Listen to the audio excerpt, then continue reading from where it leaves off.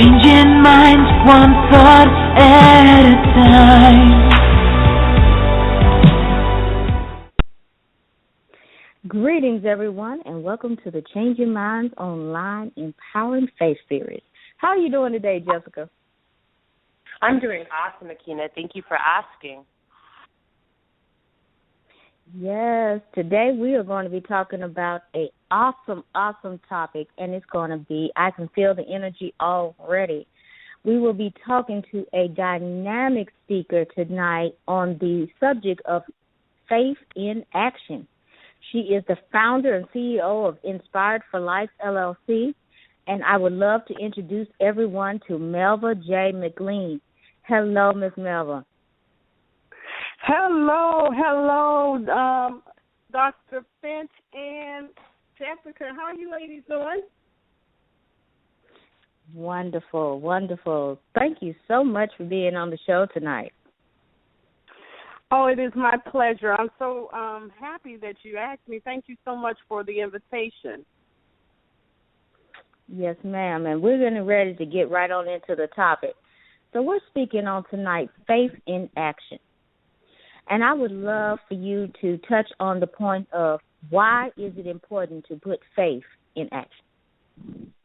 Wow. I love that question. I love this topic because I am a firm believer that faith without works is dead. And so in actuality, what that's actually saying is that is actually putting your faith in action. And why that is so important is because there are so many people out there who have a dream and who aspire to do just great things. And they see the dream, they believe it. That's their faith that causes them to believe it. But then so many of them haven't figured out how to execute the dream. That's because they have yet to take action. And so you have to put your faith into action in order for your dream to be realized. I love how you're talking about that. I had a similar conversation today. And what I had said to someone is, look, whenever Christ performed a miracle, he always said, by your faith. You're healed by your faith. Yes. Right, so everything was done by faith. And a lot of times people confuse the idea that faith often looks like taking action. It's not necessarily, faith is not necessarily, it's not something you kind of keep inside. Faith is an action. Faith is a verb. It's something that requires doing, where you act in faith. It's not something you just say. And people often confuse the idea of as a Christian, us doing good deeds is really what is signifies a relationship with God, versus us actually acting out in faith and living that lifestyle and being in action. And that is really different. Can you talk about the differences between those two things? What I believe what happens with a lot of people in terms of how many Christians see faith as simply believing. And what happens is that belief, even though it's strong, even though it's great, it tends to paralyze them and stop them from acting, because what they're thinking is, I believe, my faith is strong, and I believe that God is going to come through for me. But what they fail to realize is God is working in and through us. And with that means our faith should cause us actually to act. And faith, I agree with you. Faith is actually an action word. Faith is acting. It's not just believing. Because, again, like I said, that belief piece causes us to wait or be in a posture of waiting without acting. And so that is why Paul said faith without works is dead, because you can't believe without acting or moving into action, but because you believe, your belief should move you into action.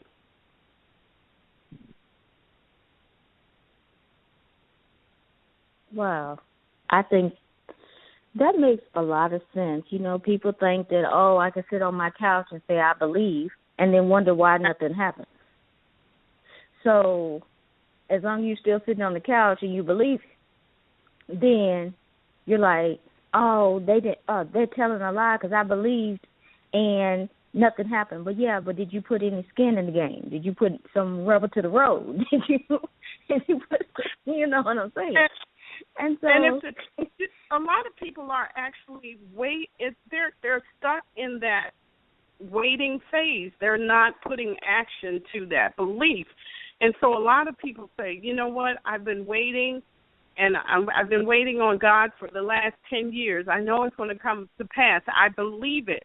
But they've done or taken no action towards whatever that goal is that they want or desire to achieve. Yes. And I know that we are going to be discussing the 3 steps to executing that dream. So I know the first step is writing the vision. Can you tell us about writing the vision and the importance of that? Well, the reason I said that the first step was writing the vision, I think one of the things that we have to get when we are dreaming or hoping to achieve anything, we need to get clarity. And so when you write the vision, while you're writing it and while you're brainstorming and you're thinking about what it is you want to accomplish, you're gaining clarity. And so writing the vision helps you to determine what you hope to achieve and why.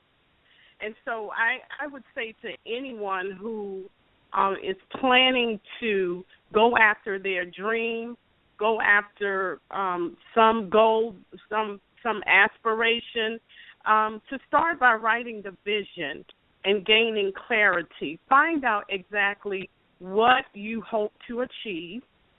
And then the second thing is why. I think it's important. A lot of times we do vision boards so we can see, exactly what we want to achieve throughout the year. And that part is the what. So you know what you want to do, but also in a vision you need to know why you want to do it. So you need to understand your why as well.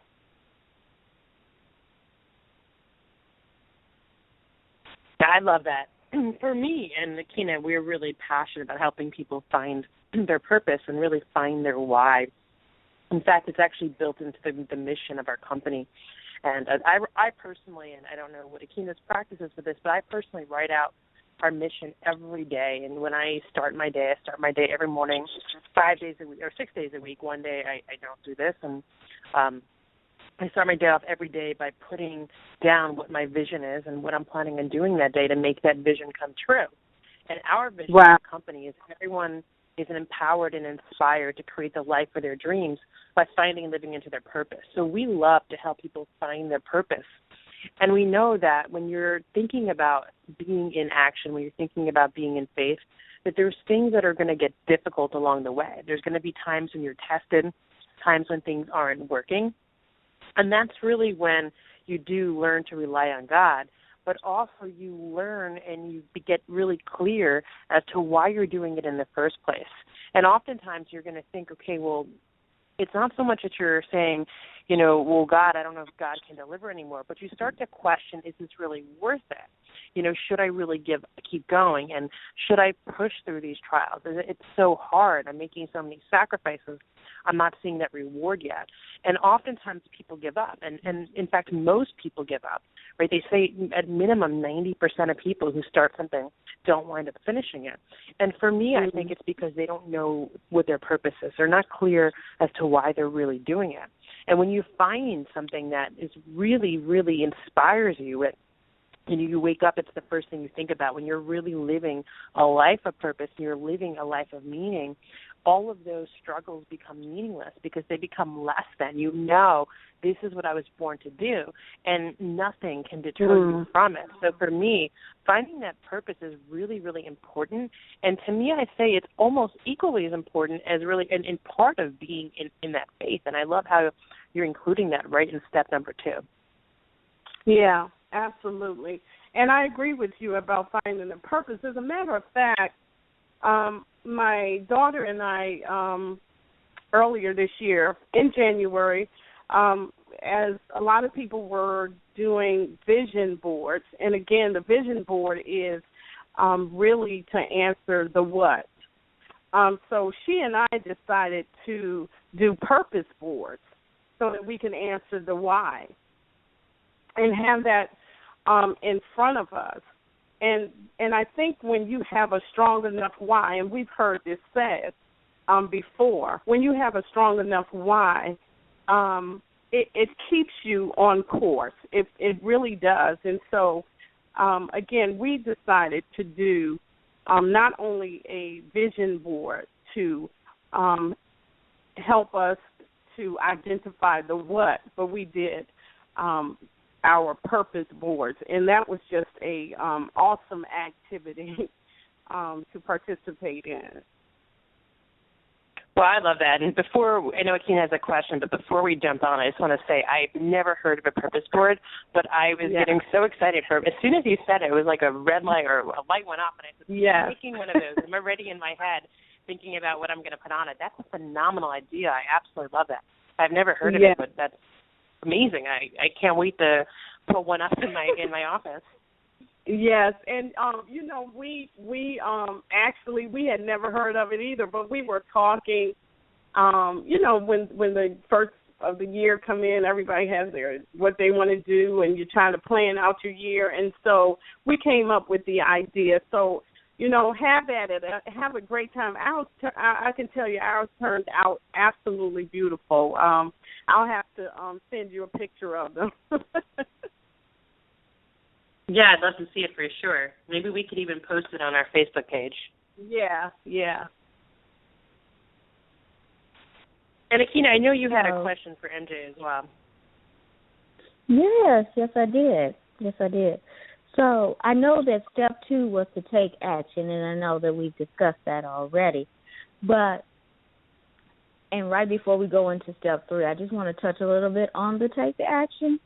We have to make sure that we are putting in some type of action. Sitting and believing, meditating on it is not necessarily the action. We have to start being in a preparatory state for when the blessing is going to come. If we are not ready, it will not come. So once we have decided that we're going to believe, we then need to get into that state of, okay, what do I need to have in order so when it comes, I am ready to move right into that door instead of having any hesitation. And does that make sense to you, MJ? Yes. And what are your thoughts on that? It does make sense. And I would add to taking action, you have to be fearless. You have to be willing to take risk. I love, there's the B clause of, I believe it's Daniel, it's a chapter 32 or verse 11 or 11, I can't remember which, one of the two, but it's in the book of Daniel. And it says, and this is clause B, the people who know their God will take action. And, when you know God, when you say you trust him, and when you have faith in him, you will take action. And then it says they'll do great exploits. And so you have to be, part of taking action takes courage, and you have to be willing to take risk. You have to be fearless. And why do you have to be fearless? Because some things we come up with, some things that God gives to us, if you're a dreamer, if you are a person who is destined to change the world, 9 times out of 10, your ideas are going to seem, out of the box or out of the ordinary, or sometimes they seem crazy. And you may be thinking to yourself, boy, what will people think if I introduce this to this circle or this community of people? But I remember reading a quote by Steve Jobs, and he was saying, it's the people who are crazy enough to think they can change the world are the ones that usually change the world. And so I would say taking action means you have to be fearless, willing to take a risk. You need courage to do it. And so I can tell you that many people are still sitting on the sidelines because they're afraid to take the risk. But that's what faith is. I believe that if you jump out there, God is going to catch you. Les Brown has a wonderful quote that says, leap and grow wings on your way down. And that's what faith in action looks like. That is a beautiful, beautiful thought. Just saying, here I am, I'm getting ready to make this happen. Here's my leap. And while I'm leaping, while I'm growing, while I'm excelling, here comes these wings. And then from these wings, I am getting ready to go towards my greater. I love that thought. Yes. Yes. Yes. Absolutely. But that is definitely what it looks like. You're taking a leap. They say it's called a leap of faith. You're certainly taking a leap of faith, and you're hoping that you'll land on your feet or either grow wings. It's either or. But whatever it is, Lord, catch me because I'm trusting you to do this. Yes. Yes. And I know we talked about write the vision, take the action, and now we're getting ready to go into step 3. Commit to doing the work. We can say we're going to write that vision. We can write that vision all day long. We can get ready to take that action. We can plan all of these steps out. But if we're not committed to it, how long is it going to last? How long are we really going to make this happen before we get tired or we just let it go to the wayside? What can you talk to us about the importance of the committing to doing the work? Yes, absolutely. This is my favorite step, you guys. This is my favorite step. As a matter of fact, and I do a radio broadcast, and I just did a show on this very topic here, and committing to doing the work. So here's what comes to mind when I say you have to commit to doing the work.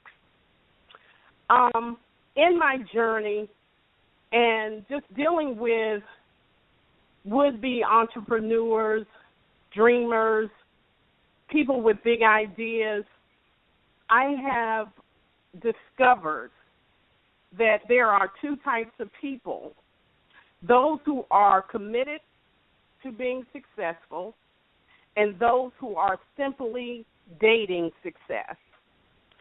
They're not committed. They're flirting with it. When you think about commitment, or when I think about commitment, I think about a marriage. You have to be married to your dream, the idea of being successful. That's where the commitment, that is where that mindset comes from. I'm married to this thing. And what does that mean? When you think about the wedding vows, you think about to death do us part.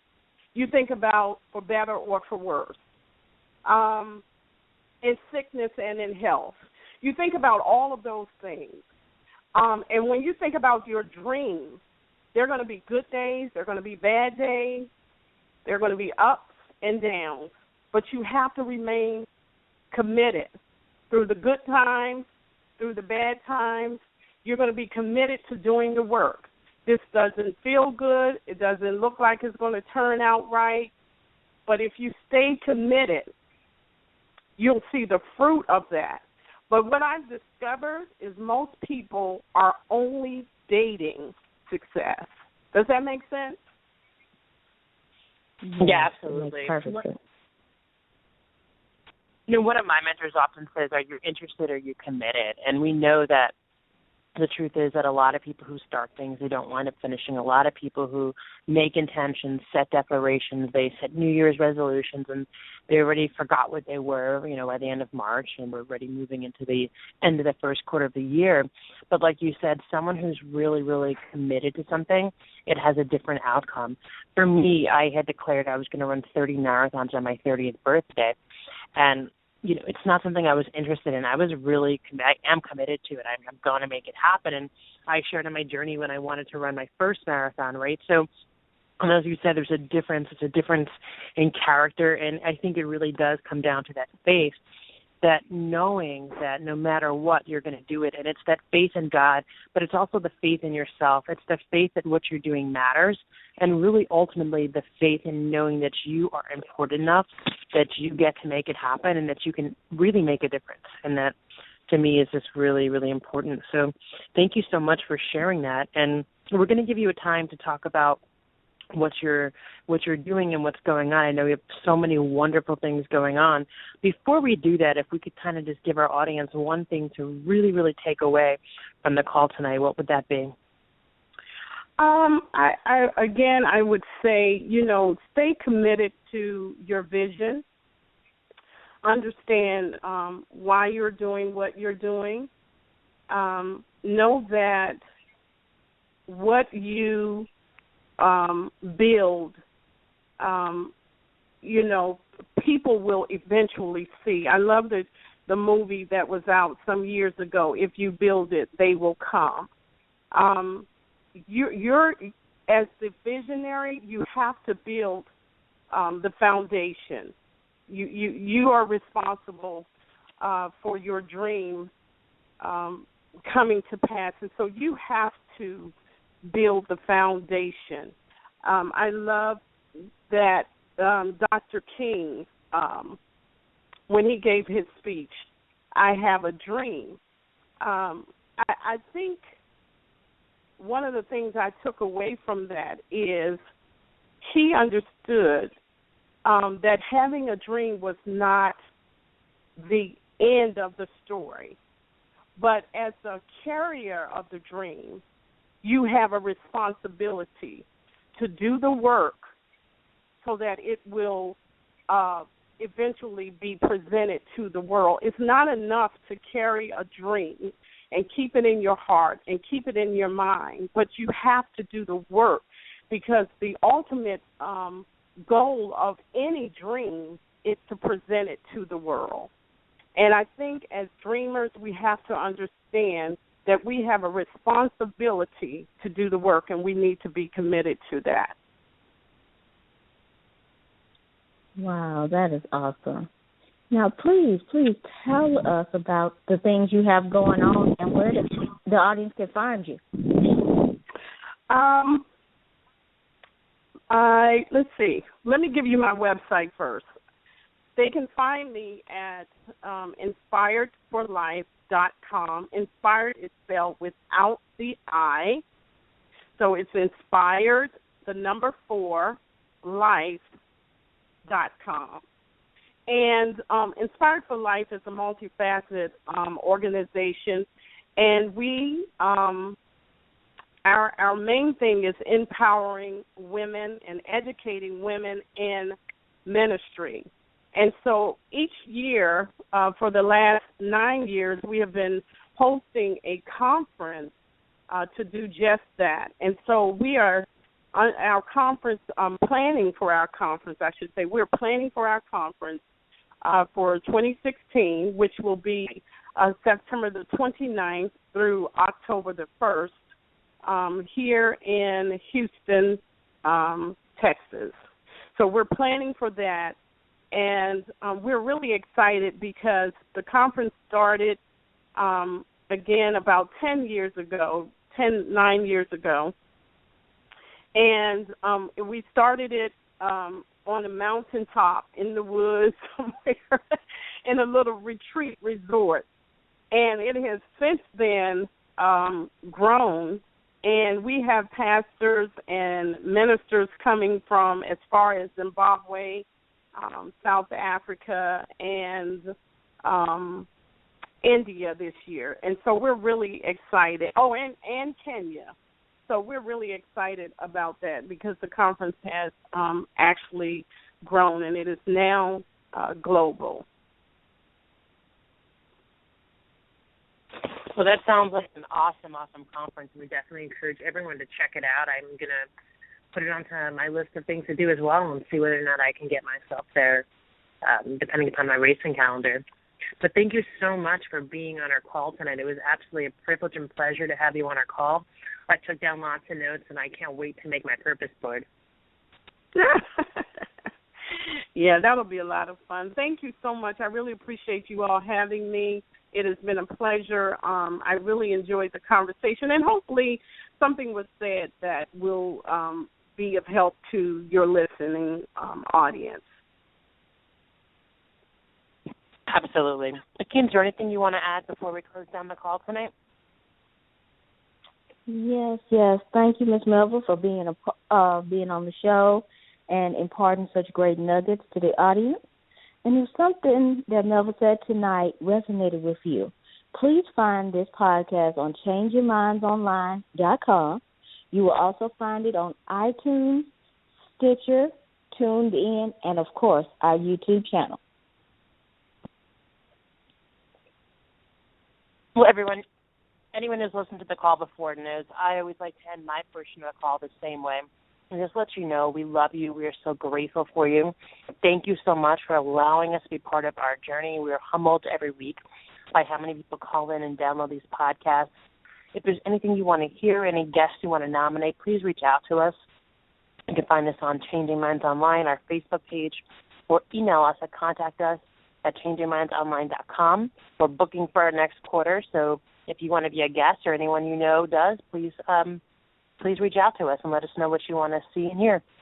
God bless. Make it a really powerful week, and we'll be with you on Tuesday for our Empowering Mindset series. Good night, everyone. Thank you again, MJ. Good night. Thank you.